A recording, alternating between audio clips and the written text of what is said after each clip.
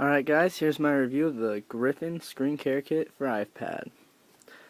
First of all, I like the screen protector. I like the way it feels on the iPad. This is all you get with it. You get this, which comes with the screen protector inside. It has like a little instructions, if you guys can see. Ooh. Oh.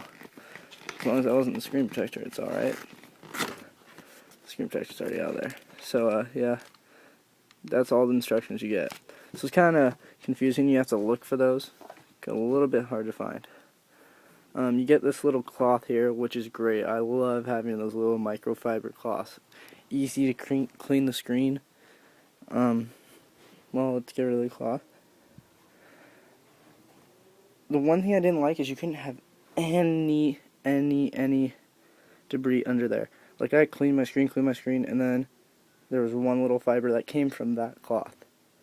Other than that, it's great.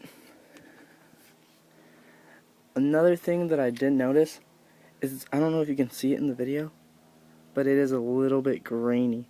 It gives it like a rainbow greasy effect. You can't really tell, but when you use an iPad every day for school, you definitely can tell. It does protect against scratches. I feel okay.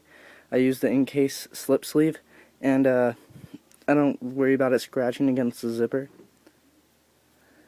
Other than that, it's a great case. Just want to do this short little review. Let you guys know that's a great option if it's relatively cheap. It's a good option, but next time I think I'm going to go for the Zag Shield, because my friend has that one and he said it's awesome. I looked at his, it doesn't really have that grainy feel, and